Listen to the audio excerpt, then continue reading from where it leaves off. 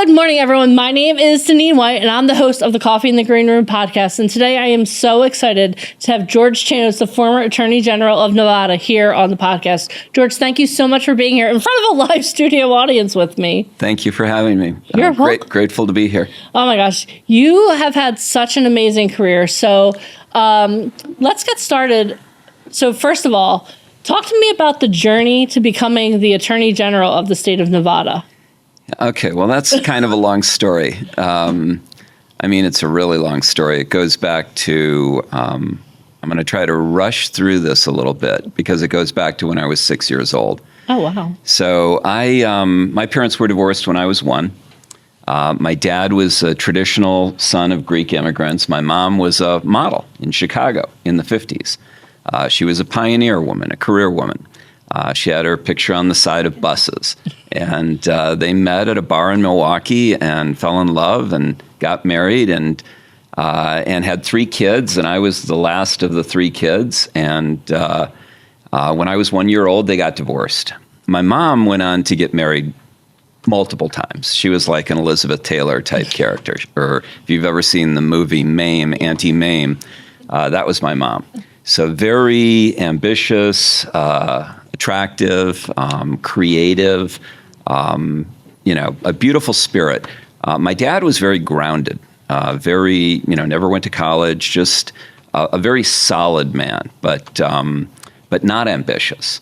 Different personalities move in different directions, and sometimes, things don't work out. So anyway, my mom moves west, ultimately ends up in Las Vegas, and when I was 6 years old, we're driving in the car, and it comes over the radio that Kennedy has been assassinated.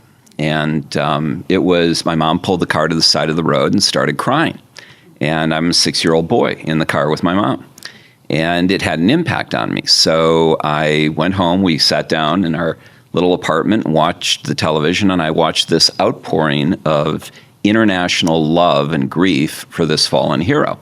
And at 6 years old, I turned to my mom and I said, I want to be him. I want to be president, which is really kind of strange, for a 6-year-old to be pointing at a guy who just got assassinated and to say, I want to be him. But there was something there, it was, I guess maybe, I wanted to be loved. I don't know. I saw all these people from all over the world loving this man, maybe I wanted to be important, some of you may want these things, right? So maybe that's why you want to be known. Maybe that's why you want to be famous. Maybe that's why you are choosing the career path that you're choosing. In any case, I set out to do that. By the time I was 10, I realized that most presidents were lawyers. So I realized I was going to have to be a lawyer. So I started watching Perry Mason on TV. I started objecting to the television set. Awesome. By the time I was 12, my mom set up an appointment for me with the marketing director for the Sahara Hotel, a guy named Sig Front. And he said, I understand you want to be president. I'm 12 years old. And I said, yes, sir, I do. And he said, okay, let's plan it out. And he turns over a placemat, and he draws these lines on the placemat, and like a graph, like a matrix. And then in each box, he puts the things that he thinks I need to do to go on to become president. Right? Like class president, student body president, run for the assembly, run for the state senate, run for Congress, just down the line. So I start going down this path, and I become student body president at UNLV. I go to law school. I become class president in law school. I run for student body president at my law school. I lose by 20 votes to a female lawyer. And then she comes up to me afterwards, and as she's in office, and she says, listen, they're holding an election for the national president of the law school division of the American Bar Association. It's in St. Petersburg, Florida. And no one is running against the guy who's running. The guy who's running is a current Ninth Circuit governor of the ABA-LSD, and he's running for chairperson. And there's nobody in the country challenging him. I just thought I'd let you know about it, right? And so I get on a plane and I fly to St. Petersburg, Florida. And I'm not even a member of the ABA-LSD, right? And I join the ABA-LSD as I land, when I get there, and then I meet with the various governors from around the country. These are all law students who represent different districts. There are 15 of them. And we do round-robin interviews. And, they're going to vote. These 14 governors and the current chairman are going to vote. If there's a tie, the chairman breaks the tie. And we do these round-robin interviews, and there's a tie. It's 7 votes for me and 7 votes for the Ninth Circuit governor. And the chairman is going to break the tie. And the chairman breaks the tie for the Ninth Circuit governor. So I do not become chairman of the ABA-LSD. I go back to San Diego. I'm at USD Law School. And so anyway, this is kind of the path. Ultimately, there was an intervening thing before I even went to law school. I was working in Washington, D.C. for Senator Paul Laxalt. I was working as an intern in his office. And it was during ABSCAM. And it was political corruption. And I was in the Russell Senate office building. And I'm riding the elevator down alone. The doors open up, and in walk the ABSCAM co-conspirators. And they took money, right? And they were resigning in front of an international press corps in disgrace. They come into the elevator with their wives. And I look at their faces, and it's another epiphany moment. It's like the car ride. I'm like, I do not want to be one of them, right? Right? So I figure, well, what do I have to do? And I thought, well, they took money. I have to go out and make money so I can bulletproof myself. This is before law school. So then I go to law school, go through this thing I just told you, and then I get hired for by one of the largest firms in the world at the time. Back in 1986, they had 800 lawyers. That was, maybe one of the top 3 firms in the world. And American Lawyer does a big article on them, and they call the associates of this firm, Finley, Cumble, Wagner, Hein, Underberg, Manley, Meyerson, and Casey, they call the associates the Dobermans. I was one of the Finley Dobermans. So, hard-charging lawyer, get in the office at 7 in the morning, leave at 7 at night, and the partner's still there, and he's saying, what's up, Chanos, half day? Seriously. And so, I was doing that for a while, and then I see, I'm in San Diego, I'm working for this firm. I keep reading about Vegas as, just booming, like fastest growing city in the country. And man, I'm from Vegas. I worked for Laxalt. I worked for the senator from Nevada. What am I doing in San Diego? Why don't I go open up my own firm in Vegas? So I came to Vegas, and I was trained by the best, so I was good, and I went up against the Vegas lawyers, and I started to develop a reputation, and I started to get noticed. And so then I'm making money, I'm building my firm. I'm working for guys like Sheldon Adelson, the owner of the Venetian and Palazzo. And, Wow. When the Secretary of State complained about him contributing through 20 different corporations, I'm the guy who wrote his defense. This was all before I became AG. So, I'm developing a reputation as a good lawyer.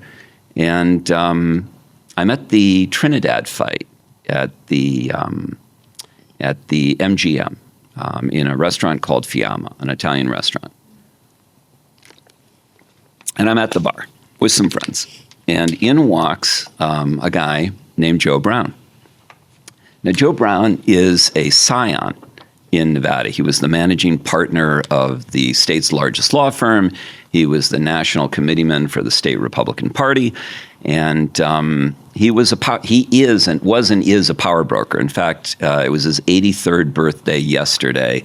And I spoke at his birthday, and along with Governor List and some other people. And Joe is just a marvelous human being. He's probably the best man I know. He's been married for like 50 years. He's just a stand-up guy. So Joe walks into the bar and he says, George, I've been thinking about you. And I said, really, Joe, what about? And he says, the current attorney general is resigning to become a federal judge. He's getting a lifetime appointment from Harry Reid so that he will not run against Harry Reid. and it's going to create a 2-year vacancy, a 2-year opening. And the governor is appointed to fill that vacancy. And the governor has asked me to find the guy. And he said, and I think you'd be great. Wow. And it shoots me back to when I'm 6 years old. And it shoots me back to the elevator ride when I think I got to make money first. Well, I had just done a real estate deal. I had just bought a piece of property, 3.5 acres for $2.5 million. Within 4 months, I had it in escrow for $10 million. And so I had this economic windfall on the horizon, and in walks, like a voice from God and saying, look, here's your destiny, just say yes. And I didn't know how I could possibly say no to this, right? So is this too long? No, it's amazing. Okay. I love it. Okay. So I say yes, and I shut down my lucrative law practice, and I take the job, and I become Nevada's 31st Attorney General. Now, I think that this is a lifelong ambition. I think that this is my destiny. This is what I want to do. And I get in, and I find out that politics, as bad as I thought it was worse. Yeah.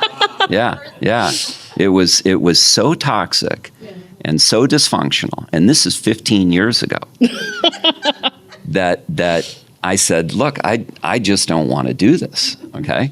And so I had a 5-1 fundraising advantage over my Democratic opponent. I had raised $1.2 million in the first 3 months of the campaign. She had raised $165,000. I gave all the money back to my Republican contributors, and I raised money for my Democratic opponent. Wow. There's no one else in the country.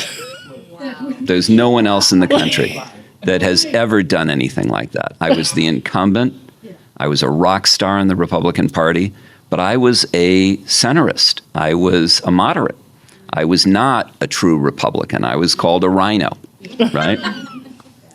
But I was not a Democrat either. I fundamentally believe that in a country that is equally divided, which, by the way, I believe is the greatest existential threat that we face today, is our division.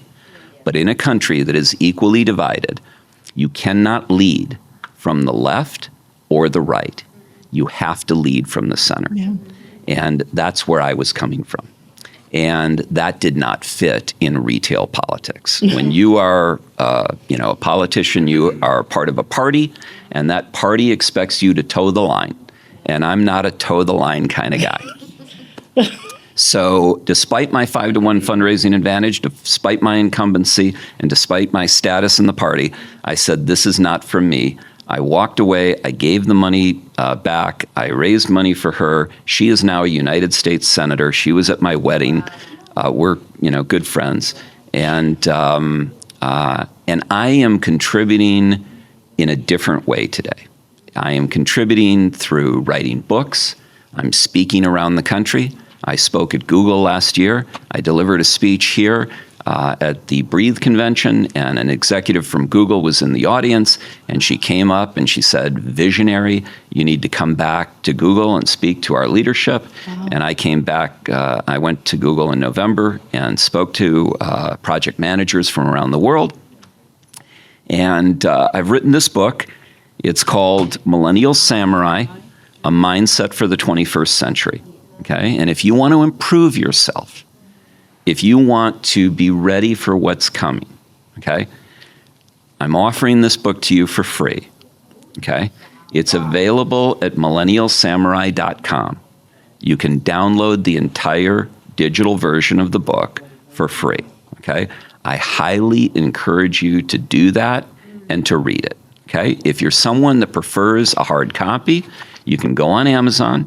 It's $29, and if you buy it, someone who can't afford to buy it will be given a free book, okay? So for every book we sell, I give away a free book. Okay. Amazing. And you can get it, the whole thing, for free at millennialsamurai.com. Now, it's broken up. It's actually incredibly easy to read. I had a 14-year-old who read it cover to cover in one sitting. Wow. In one 24-hour period. He woke up early in the morning, his mother told me, and he would not go to bed until 2 in the morning until he finished this book, okay? And I have had, if you go on Amazon, you read the reviews. Read what people are saying about the book, okay? Some have called it a secular Bible for the 21st century. Some have said it's, should be in every home in America. I wrote this for my daughter. What happened was I had a heart attack in 2012, changed my life, sent me in a whole new direction. And basically, I did not know I had high blood pressure, did not know my dad had high blood pressure. But I feel bad because I'm just like rambling. This is amazing. Okay. You're not rambling at all. Okay. All right, good. I hope it helps you, because that's what I want to do. I mean, that's what I wanted to do since I was 6, right? I want to help you, okay? So I had a heart attack in 2012, and I had a 15-year-old daughter at the time. And I thought, what happens if I die, because I came very close. And I thought, I need to put my affairs in order. Right? So I need to leave her, the house, the property, the stock, right? But she's 15, right? What if she meets some guy that's like a jerk, And what if he takes it all, right? Right? So I thought, well, Jesus, I've got to make her smart. I've got to make her formidable, And she is smart and she is formidable, but she's 15 and my work's not done, I got a lot of work to do here. So I started to write her a letter. And because I like to talk and because I like to write, it became very long. And within like a couple of months, I had over 100 pages in the letter. And I started looking at it and I started thinking to myself, dude, this is not a letter. This is a novel. This is a book, this is a book. And I thought, hey, there's an idea. I'll write a book, and I'll leave her the book, right? So that became my first book. That was called Seize Your Destiny, A Roadmap to Success. And that's for a younger reader. That's for somebody who's like 15 to 18, in that age group. But anybody can read it. Anybody can get something out of it. I had one young man write me and he said about that book, he said, Mr. Chanos, you don't know me, but your book spoke to me like the father I never had. Oh, wow. And I thought, okay, I'm on the right path, right? This is good. I need to do more of this. And then I started thinking, well, okay, I've done what I set out to do. I've laid out what I know, about the main things that I want her to know about in Seize Your Destiny. But this is knowledge that I acquired over the prior 30 to 40 years. She's going to live in the next 30 to 40 years, right? Which is completely different. That's the world you're going to live in, right? So I thought, my daughter's 26 now, and I thought, I need to inform her about, the future, about what's going to happen over the next 30 to 40 years to prepare her for that. Now that I've written the one book, kind of like the experience, I'm going to go research the future, and I'm going to look at the next 30 to 40 years as a trained researcher, analyst. Yeah, thank you. I appreciate that. So I started looking at the future, and I had never looked at the future. And if I were to ask you, what's going on in the other room, you couldn't tell me because you're not looking, right? So if I'm going to ask you what's happening in the future, unless you're looking, you don't know, okay? But I spent 5 years looking. And then I came out with Millennial Samurai, a mindset for the 21st century. And half the book is filled with things that I did not know about before I began to write it, right? So it was a work in progress. It was all this research, all this discovery. And I saw some amazing things. Amazing, amazing things. So let me just tell you a couple of the things that I saw. I read that Stephen Hawking, who is our era's Einstein, right? He's a theoretical physicist from England. He's a brilliant, brilliant physicist. And he said that the singularity, that moment in time when machine intelligence will eclipse human intelligence, would be the greatest event in human history, greater than fire, greater than the wheel, greater than the internet, greater than space travel, greater than anything that humanity has ever encountered or even imagined, okay? And then I started reading Ray Kurzweil of Google, head of AI for Google. And Kurzweil said, when I first began reading him, he said that the singularity would come as early as 2045. Today, he is saying that it will come as early as 2029. That's 5 years away. Okay? Elon Musk says he thinks it will be sooner. I believe it will be sooner. Given the level of investment, the trillions of dollars that will be pouring into this, it will happen sooner. So the greatest event in human history is right around the corner, okay? Which is why you need to read this book, okay? Because you need to be prepared, more knowledgeable and more prepared, which will give you a competitive advantage against everyone else in terms of your ability to survive and thrive in this brave new world, okay? Now, the good news is that AI and technology, well, let me finish this. Kurzweil went on to say that by the 2040s, which is 20 years away, AI will not be our equal. That's the singularity, it becoming our equal. In 20 years, it will not be our equal. It will be a billion times more capable than human intelligence in 20 years, okay? The human brain, I would argue, lacks the capacity to even imagine or comprehend the significance or the consequences of an intelligence that is a billion times our own. And it doesn't matter if he's wrong and it's not a billion, if it's 1,000 times our own, okay, right? If your dog's intelligence was 1,000 times your own, your dog would be walking you. Okay, seriously, okay? You know, the difference between walking and air travel is a factor of about 100. So when you think of a factor of 1,000 or 1,000,000 or 1,000,000,000, okay, we're talking about shit we have no idea, okay, right? We have no concept, okay? But it's going to be mind-blowing. Now, here's the thing. I believe that the world is at a tipping point, poised between a second enlightenment and a utopian world, and dystopian despair. This is what I believe. Now, Aristotle once said, the man who thinks he knows everything knows nothing at all. And I don't claim to have the answers, okay? I'm not, some, psychic or guru. I'm just a kid from Wauwatosa, Wisconsin, who's done some reading, right? And, today I am being called a futurist and a visionary because I'm talking about these things, because I'm looking at these things, because I'm educating myself about these things, and because I'm trying to inform you and the public about these things. So that's the mission I'm on. That's the journey that I'm on. This month I will be 66 years old, okay?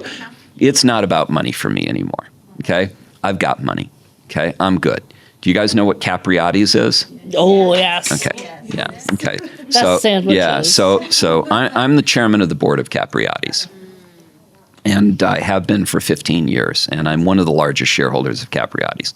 So I'm good. I've got young people like you, 100 of them, that are building Capriati's. We're one of the fastest growing QSRs in the United States. I've helped them move from a $10 million company to a $100 million company. And, eventually we'll be acquired and I'll be fine, right?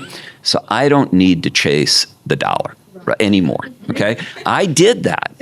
I did that a long time. I was sitting in a place like you, okay?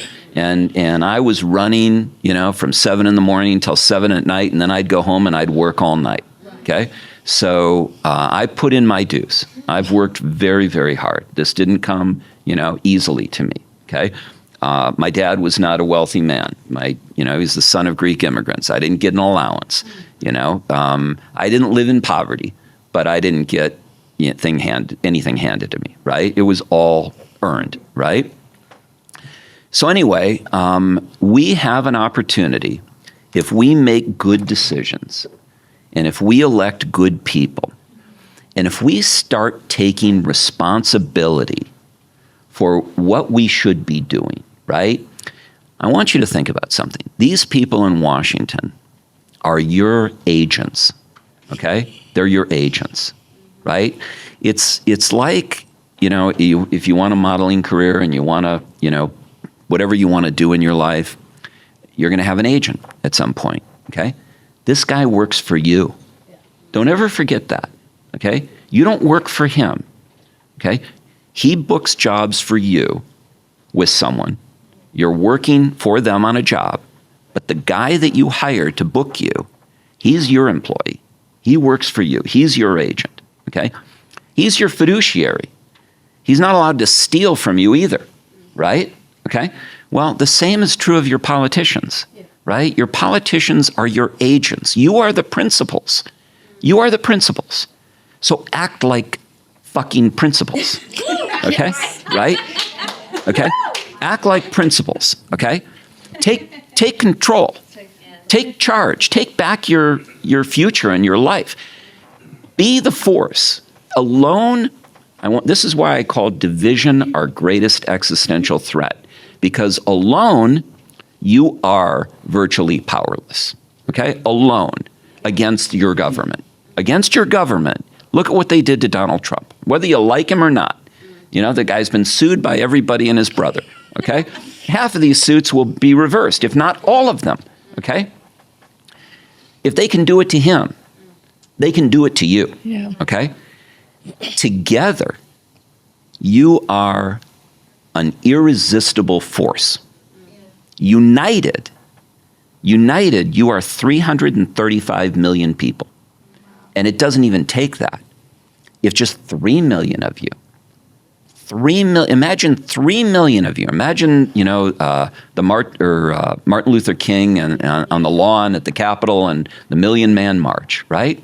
Imagine 3 million of you getting together and peacefully, just converging on Washington. And all you'd have to do is present a list of 10 demands. 3 million of you. Walk on down to the Capitol. No guns, no fighting, arm in arm, united.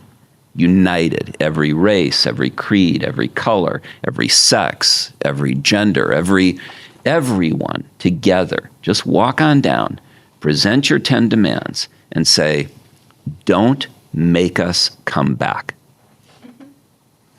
Don't make us come back. You'd scare the shit out of them. You'd scare the shit out of them because they would see you as a force.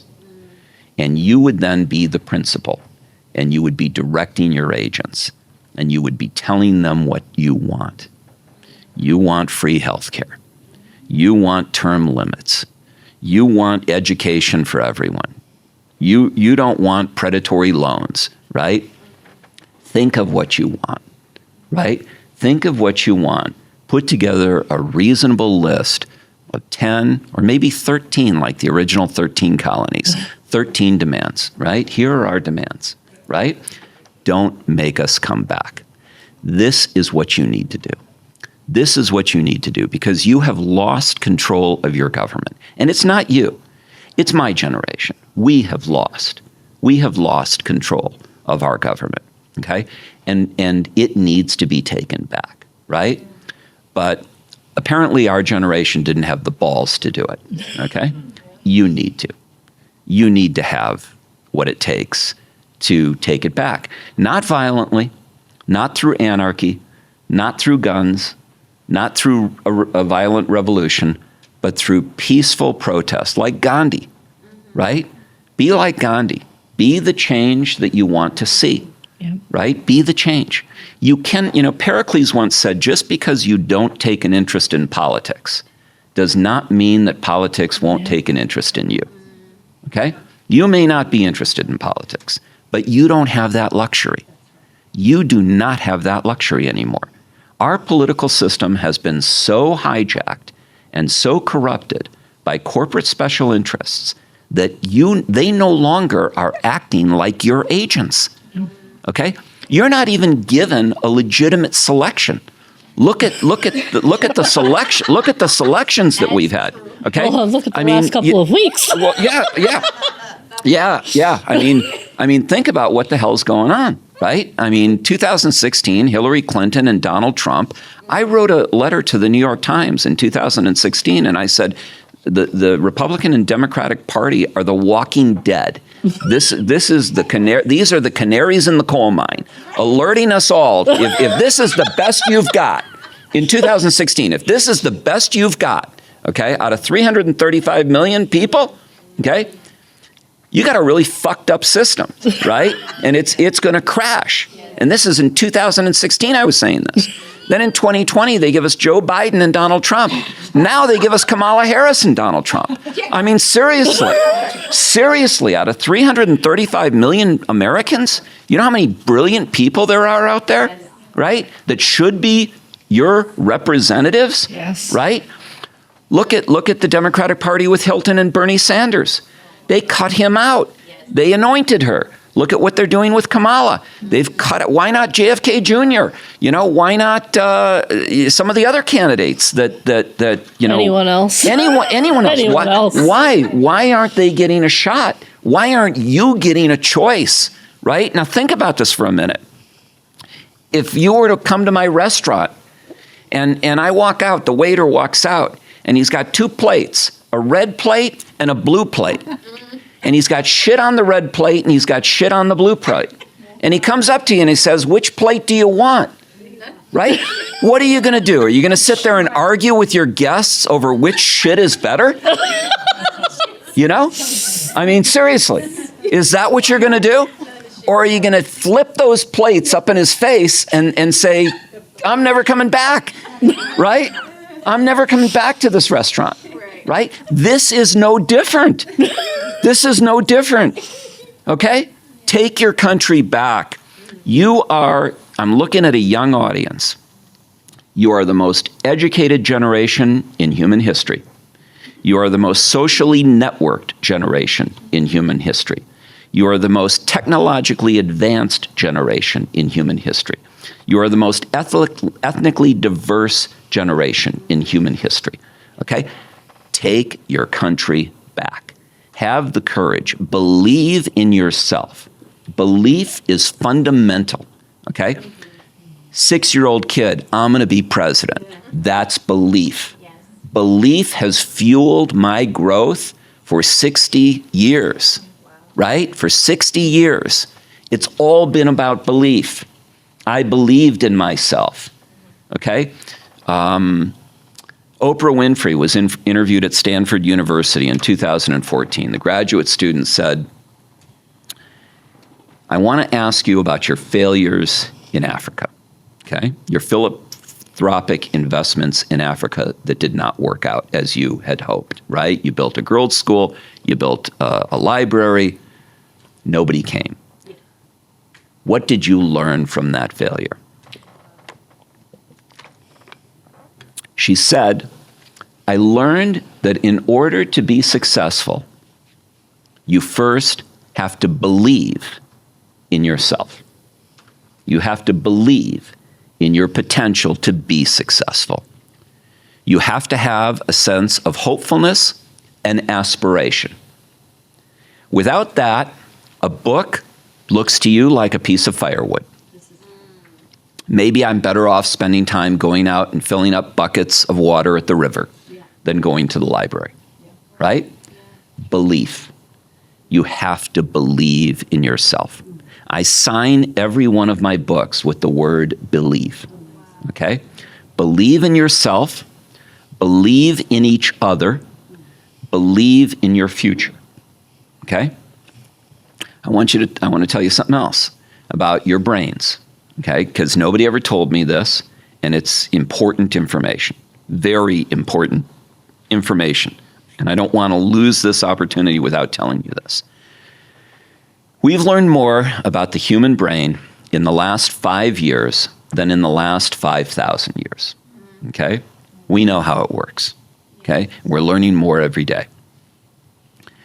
Your brain receives approximately 11 million bits of information every second of the day. This has been happening since the time you were born. Okay? Your 5 senses are on constant alert, and they are drawing in information like magnets. Okay? Like sponges. Into your brain is like a sponge. Okay? Now, 11 million bits of information per second, every second of the day.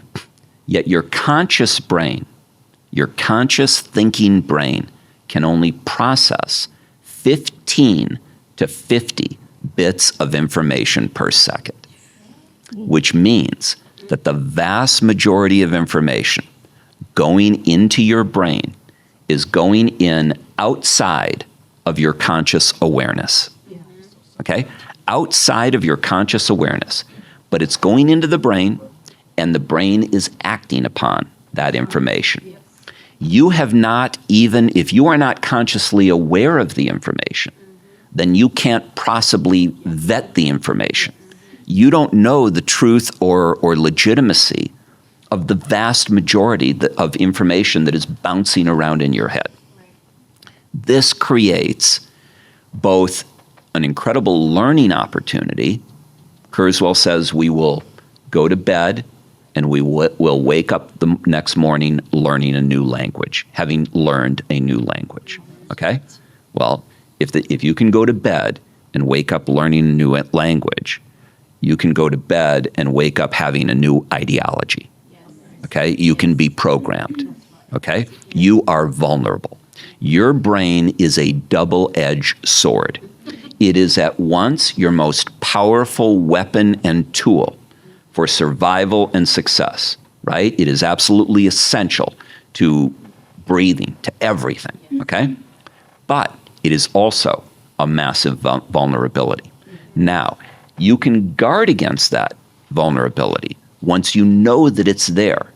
It's like if you know that a back door is open at your house, right? And you have a gun, you can turn around and point at that back door, right? You can do things. You can do things to protect and guard against a vulnerability, right?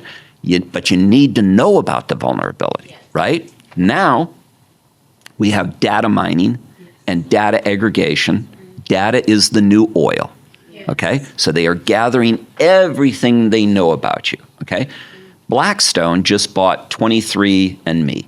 The ancestry site, right? So all this data about your DNA, right? They now have it. There are hacks of Sony, of the Office of Personnel Management, of Experian, your financial histories. Millions and millions of files of data have been hacked. This is going in to feed supercomputers. Okay? These supercomputers know everything about you. They can target you with precision, right? I can send you an email today knowing everything about you, knowing exactly what will push your buttons and get you agitated, get you angry, get you upset. Negativity is far more viral, like 5 times as viral as positive information. So if I want to affect things, I spew out negative shit, okay? And I aim it at you like a rifle shot, okay? And I know what shit's going to motivate you, okay? What's going to get you outraged, right? It may be your race. It may be your sex. It may be your views on, transgenderism. It may be, your views on immigration, right?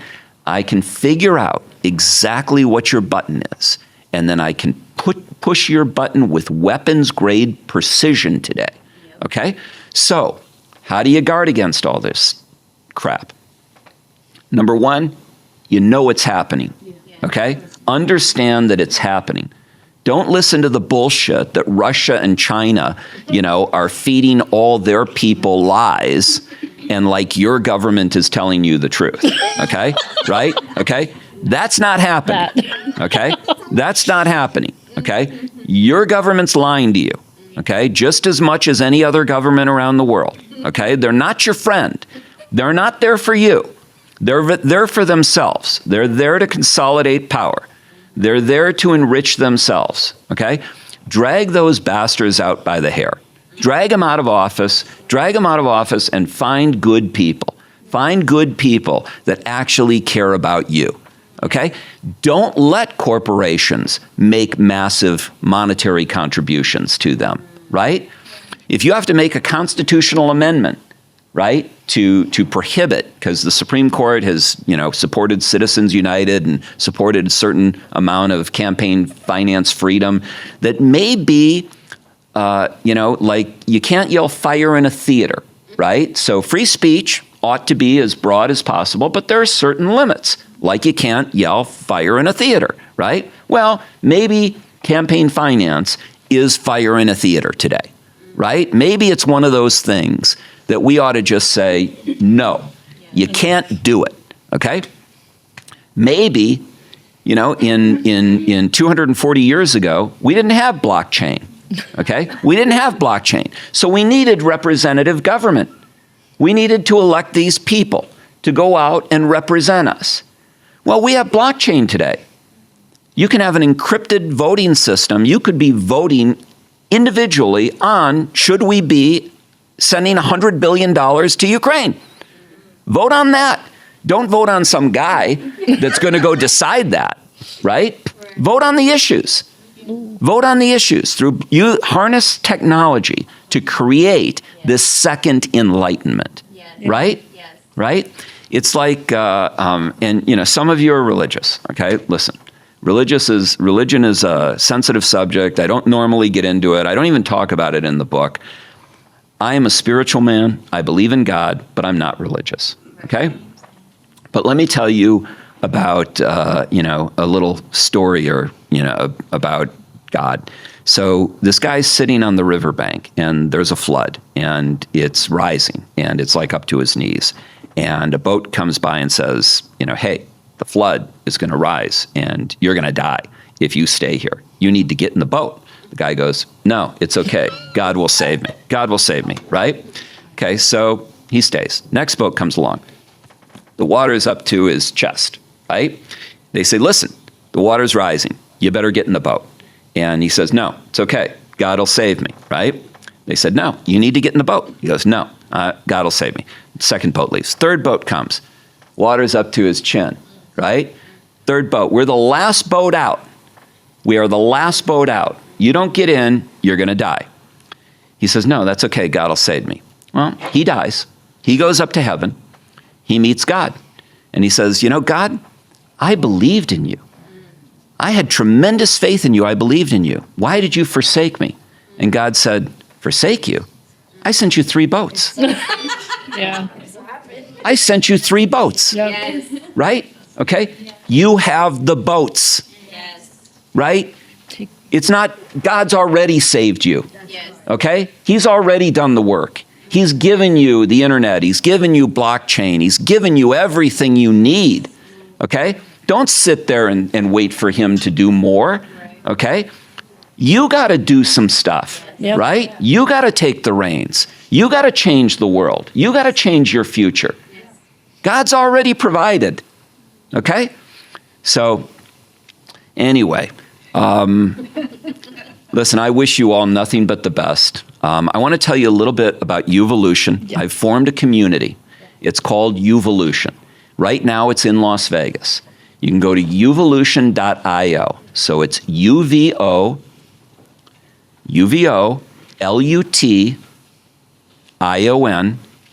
like the word evolution with a U, okay? .io, not .com, .io, uvolution.io. There are going to be more and more resources that I am going to add to this community that can help change your lives, okay? I mean really help change your lives, right? Number one, we will have coffee get-togethers here in Las Vegas. We'll move out to other cities eventually, but right now we're in Vegas. We'll have coffee meetups where you can come for free. You don't even need to buy coffee, okay? Get a glass of water, okay? We are going to have an email-based product that every day we will be teaching you about communication, about compassion, about negotiation, about creativity, about networking, about all the things that you need to know. That will be $9 a month. And if you can't afford it, then write me a note that says I can't afford it, and I will make sure you get it for free. Okay? We have lunches that are you just pay the cost of the lunch. There is no added charge, right? Whatever you eat is what you pay, okay? But you're networking with people in the community. Evolution is based on a simple concept of people helping people. The cavalry is not coming. The government is not going to save you, okay?